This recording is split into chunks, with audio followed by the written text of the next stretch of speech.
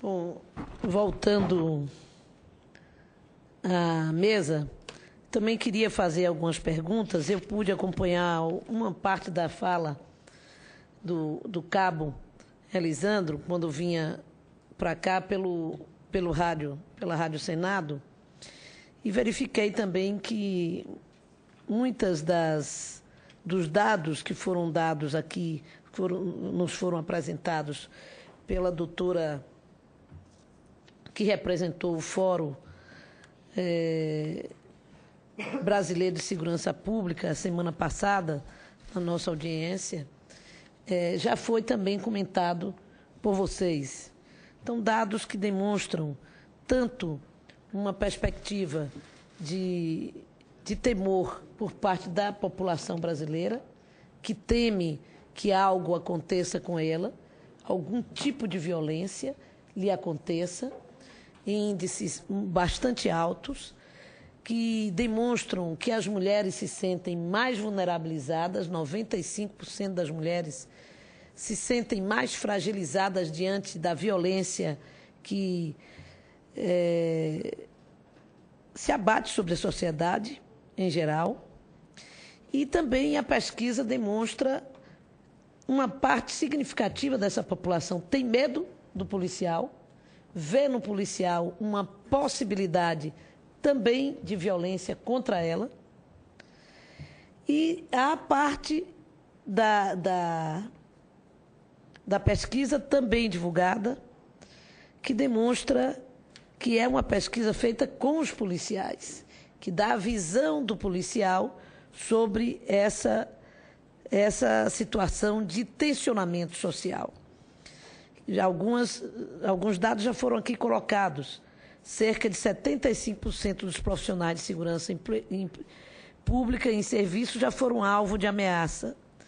Entre os policiais militares, 73% tiveram algum colega próximo vítima de homicídio em serviço. Se considerarmos policiais militares fora de serviço, esse número sobe para 77%.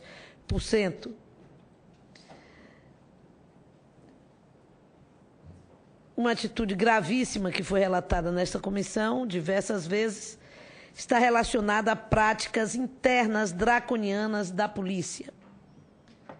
A pesquisa do Fórum revela que 63% dos profissionais de segurança pública já foram vítimas de assédio moral ou humilhação no ambiente de trabalho. Mais da metade dos policiais já passaram por dificuldade para garantir o sustento de sua família, já foram discriminados. Bom, esses dados são relativamente conhecidos pelos profissionais de segurança aqui presentes e por parte da sociedade que teve acesso a essa pesquisa.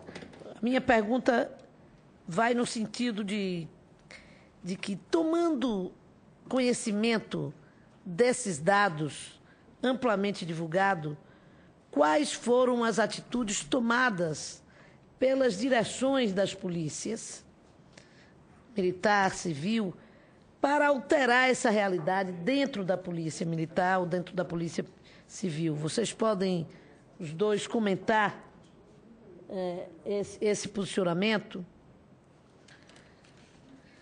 Também uma outra pergunta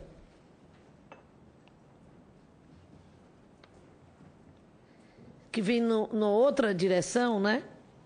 Dentre os motivos de insegurança no trabalho, cerca de 65% atribuem as causas de insegurança à impunidade.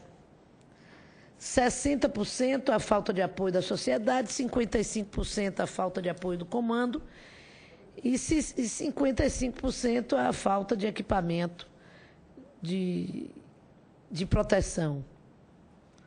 Vocês possuem programas concretos em funcionamento para modificar essa realidade?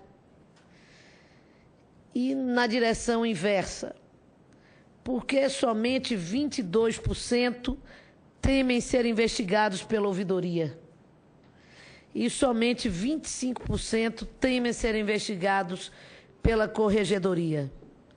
aproximadamente 45% temem enfrentar sanções judiciais e 43% temem sanções disciplinares ou administrativas. Ou seja,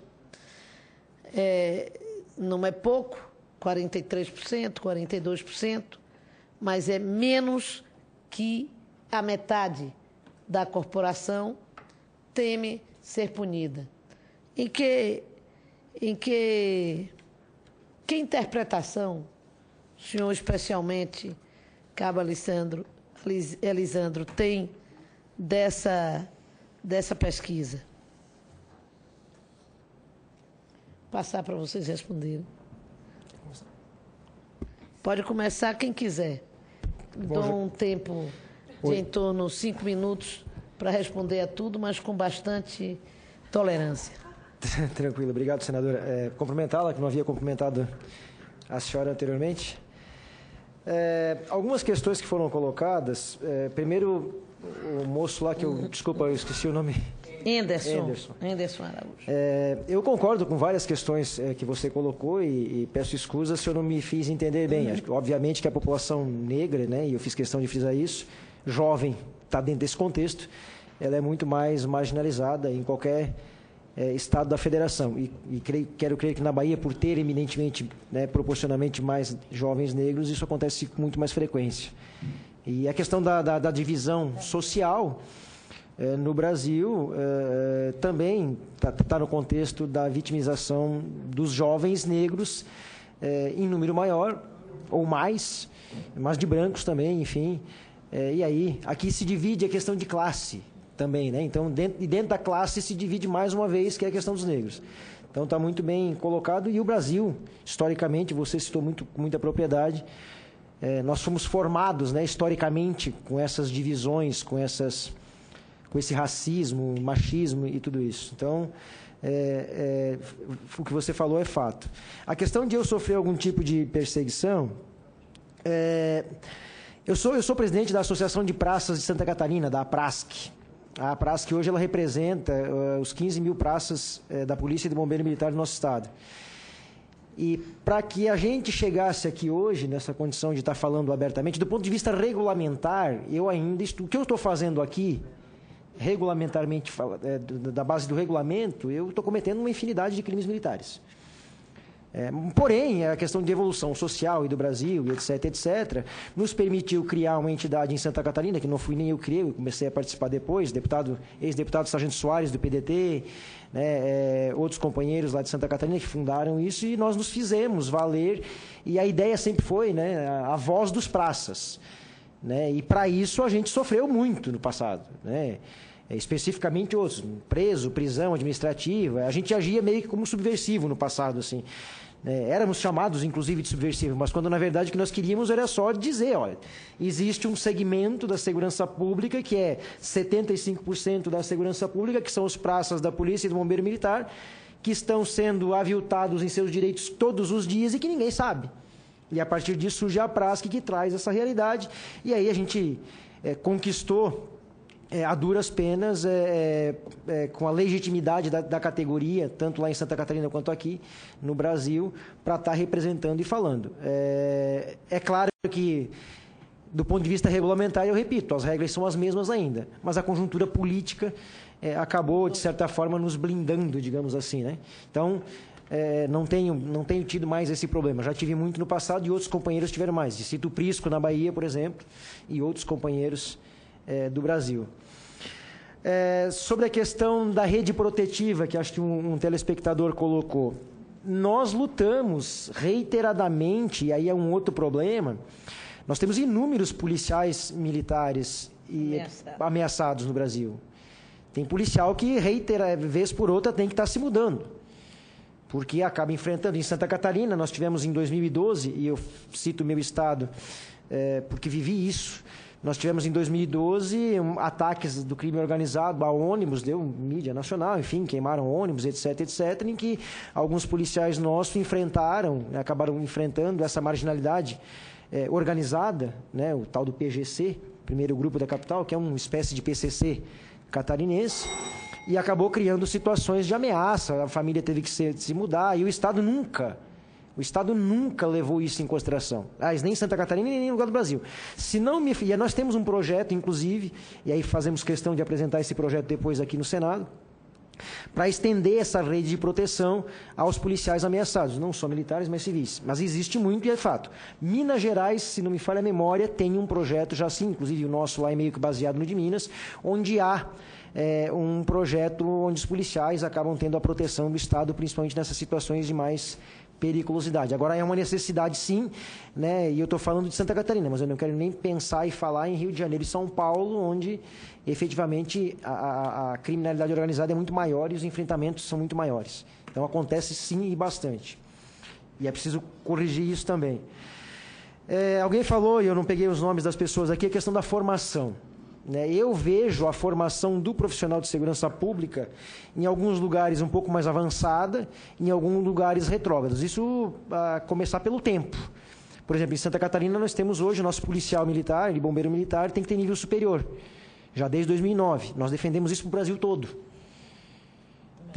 E aí a gente já tem isso lá, e aí temos uma academia de 9 meses, que eu avalio que ainda, apesar da evolução que houve, avalio que ainda tem alguns problemas. E já temos discutido isso, não se admite mais, por exemplo, senadora, nós tivemos recentemente uma turma de formandas da Polícia Militar, de alunas, onde elas foram submetidas a treinamento físico às 3 horas da tarde, num sol de 40 graus, e algumas tiveram queimaduras na mão, por exemplo. Então, tem algumas coisas ainda que precisam ser mudadas. Eu prefiro muito mais aprender e entender e defender toda a legislação de direitos humanos oriunda da Convenção de Direitos Humanos Internacional e das leis internacionais de direitos humanos do que aprender a marchar. Eu prefiro isso. Enquanto policial que quero ser, defensor de cidadania e dignidade, e enquanto cidadão, que também sou. Então, acho que ainda tem algumas coisas que poderiam, não estou dizendo que não precisa ter, mas acho que às vezes prima-se muito ou privilegia-se muito determinada situação que é meramente desnecessária para a função de segurança pública do policial. O que marchar ou prestar continência, e aí prestar continência é um cumprimento, pode mudar para um policial lá na rua? Nada. É mais questões internas. Então, acho que direitos humanos, cidadania, todas essas legislações inerentes à cidadania são, para mim, fundamentais. Tem outros estados que a academia é 3, 4 meses. Então, já começa por aí. Não existe uma política, existe uma orientação da Senasp, existe uma matriz curricular na Senasp, não é obrigatória. Alguns estados cumprem, outros não cumprem, porque nós temos um sistema federativo e aí cada estado tem a sua autonomia, mas deveria, de repente, achar formas de obrigar que os estados cumpram aquela matriz curricular do Senasp, que é uma matriz curricular construída com base na cidadania. A questão do auto de resistência. Eu quero comungar da delegada. Eu acho que a própria legislação, e a gente já discutiu isso com outros, eu faço parte do CONASP, aí tem pessoal da Bahia ali no CONASP, a gente já discutiu isso lá. Do ponto de vista prático, não muda absolutamente nada, é uma questão de nomenclatura, porque a própria legislação já prevê todo um procedimento, o Código Penal, o CPP, o Código de Processo Penal, ele já prevê todo um segmento com relação à auto-resistência. Agora, se os órgãos de segurança pública não fazem a sua parte, não investigam, se há problemas com perícia, se não há aberto inquérito, já é uma outra discussão. Então, o auto-resistência por si só, retirar ele ou mudar a nomenclatura dele, do ponto de vista prático, não muda nada. Se deixasse o auto-resistência como está agora, e efetivamente cobrasse dos outros órgãos responsáveis, desde ouvidoria, até Polícia Civil e Polícia Militar e corregedorias para investigar, até Ministério Público para acompanhar, que é o verdadeiro fiscalizador, e etc, etc, não teríamos o problema e o debate sobre o auto-resistência. Eu acho que o debate sobre o auto-resistência é um debate muito pequeno. E ele, na prática, para quem vive isso, e eu não teria problema nenhum em retirar a auto-resistência. Não teria. É que eu vejo que isso estão criando uma discussão em torno de algo que não muda. Não vai fazer a menor diferença tirar o nome ou mudar o nome, porque ele já existe, ele está dado, vai mudar o nome para... O senhor citou ali um outro termo, só mudou o nome, a prática ele vai continuar mesmo. O que tem que cobrar é que haja efetivamente investigação para ver se aquele caso que originou aquele confronto, que originou aquela morte ou aquela lesão corporal, se esse caso é justificado pelos excludentes de licitude previstos no Código Penal ou não. Agora, para isso, há que se ter corregedorias, investigação, Ministério Público, etc. Isso é que tem que acontecer. A lei está lá, se ela for cumprida na sua íntegra, é a mesma coisa, se me permite, que o Estatuto da Criança e Adolescente. Estamos discutindo diminuir para 16 anos, mas não se cumpre nem o que está no Estatuto de hoje. Como é que vamos discutir? Nós temos mania de discutir a coisa aqui em cima, quando o problema está aqui embaixo. E o auto-resistência vem nesse mesmo contexto. A questão de desmilitarizar e unificar. Tem pesquisas do Fórum Brasileiro de Segurança Pública em que 75% dos policiais e bombeiros militares entrevistados solicitam e querem a desmilitarização. E aí tem, obviamente, 25% que acham que não. Existe uma discussão errada na questão de desmilitarizar. Essa discussão errada se dá no âmbito, inclusive, dos profissionais e até no Congresso Nacional e em outros espaços. Muitos dizem, desmilitarizar a polícia vai virar uma bagunça, porque quebra a hierarquia e disciplina. Ora, na nossa casa nós temos hierarquia e disciplina e não é militar. A Polícia Federal tem hierarquia e disciplina, e talvez até mais rígida que a nossa, e não é militar. Polícia Civil, em qualquer lugar nós temos hierarquia e disciplina. Qualquer lugar. Portanto, dizer que desmilitarizar vai acabar com a hierarquia e disciplina é uma falácia. É uma besteira. Uma coisa não tem nada a ver com a outra. Alguns policiais, ou 25%, 30% dos policiais militares do Brasil, não defendem a desmilitarização porque acham, a partir de discursos também falaciosos, de que se deixarmos de sermos militares, perderemos alguns direitos, o que é mentira. Não é verdade. E aí eu cito um exemplo, se nós deixarmos de ser militar, nós temos uma aposentadoria diferenciada, por exemplo, né? E aí vamos perder essa aposentadoria. Isso não é verdade. Cedo, né? Isso não é verdade. Porque nós temos essa aposentadoria diferenciada por conta da peculiaridade da nossa profissão. Professor não é militar e tem aposentadoria diferenciada. Mineiro não é militar e se aposenta de forma diferenciada.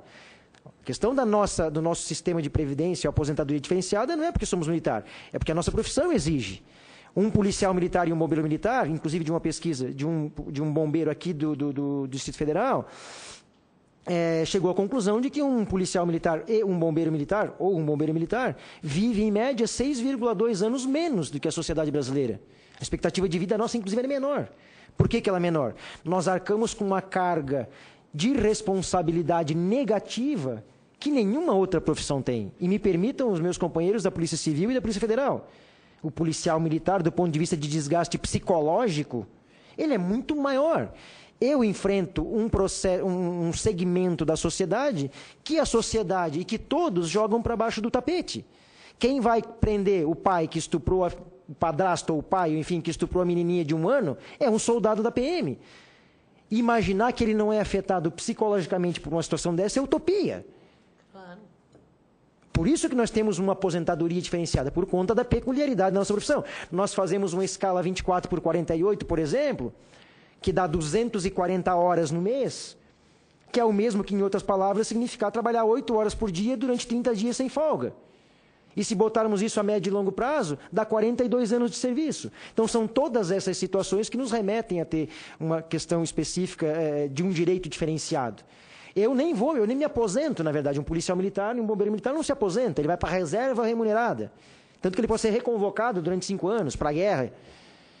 Então, assim, o tema desmilitarização ele tem sido feito pela sociedade e, inclusive, por gestores do modelo de segurança pública atual de forma errada, de forma enganosa e induzindo determinadas posições que estão erradas. Quando um policial militar e um bombeiro militar falam em desmilitarizar, senador, ele fala em ser inserido dentro da Constituição Federal. Só isso.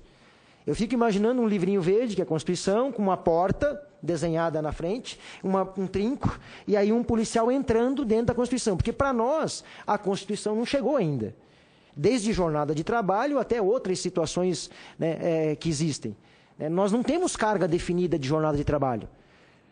Eu tenho dito, se um comandante meu chegar e dizer, Lotim, Cabo Lotim, o senhor vai ficar de serviço 25 dias, todos os dias, 8 horas por dia, sem tirar folga. Ah, não, senhor, está preso por desobediência. E eu vou preso. Literalmente preso. E aí para soltar só com o juiz. E se for numa sexta-feira, como geralmente acontece essas situações, onde na segunda é feriado, o cara fica 5 dias na cela, preso. E até conseguir achar um juiz para soltar. Então são essas situações que os policiais e bombeiros militares do Brasil querem mudar. É ser inseridos no processo da Constituição na perspectiva de jornada de trabalho, de direitos e garantias fundamentais, entre outras situações. E isso, desmilitarizar ou não, sendo militar ou não, é irrelevante no contexto, porque a hierarquia de disciplina vai continuar a mesma, os direitos vão continuar os mesmos, o que nós queremos é respeito, respeito das autoridades e respeito da sociedade. Grupo de extermínio e milícia e a falta do Estado. Primeiro, é preciso diferenciar. Grupo de extermínio é uma coisa, milícia é bandido. Milícia não é formado para proteger, milícia é formada, e aí eu estou partindo do pressuposto das milícias que eu conheço no Rio de Janeiro. Agora, grupo de extermínio é formado por quem? Não é uma hipocrisia da sociedade condenar um grupo de extermínio que ela mesma forma? Quem é que forma o grupo de extermínio? Os comerciantes, porque o policial prendeu o menor de idade, ou deteve, ou reteve, ou deteve o menor de idade, esse menor de idade não foi preso, acabou voltando e assaltando de novo, porque o policial prendeu o marginal que assaltou a loja, o mercado 5, 10, 15 vezes, esse cara voltou e assaltou de novo, ou seja, a sensação de impunidade gera no policial um sentimento de estou enxugando gelo, não sirvo para merda nenhuma, desculpa a expressão, entendeu? Estou enxugando gelo, não sirvo para nada, e gera no comerciante que tem a sua loja assaltada também esse sentimento. E aí é uma coisa muito contraditória, porque nunca se prendeu tanto no Brasil. Nós temos hoje o 4º maior sistema prisional do mundo. 600 e poucas mil pessoas presas. Nós nunca prendemos tanta gente. No entanto, a violência continua a mesma. O que está errado? O que está errado se a polícia prende, se a polícia formam-se de forma ilegal, grupos de extermínio e matam-se pessoas inocentes e culpadas? O que está errado nesse contexto que a gente faz, enxuga gelo, não tem a impunidade e acaba criando essa... Onde é que nós vamos parar? Há que se discutir todo o conjunto. A mídia com seus programas, ela incentiva esse processo. Quando eu disse que um policial ele é produto do meio, ele é.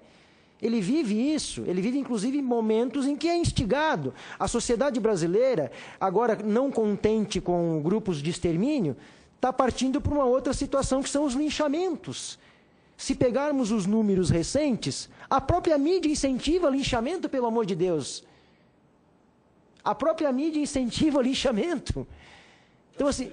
Quando diz bem feito. Exato. Então, assim, nós temos um processo de anomia social...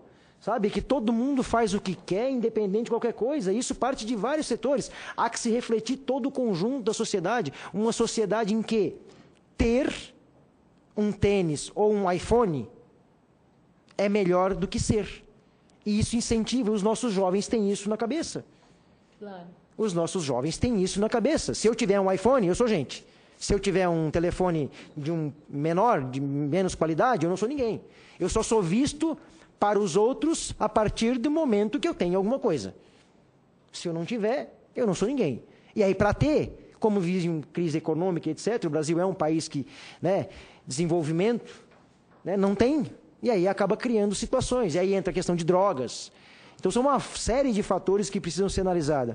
A falta do Estado ela é notória em qualquer lugar. Onde o Estado não entra, essa frase eu já leio em livros há mais de 20 anos. Onde o Estado não entra, o bandido entra.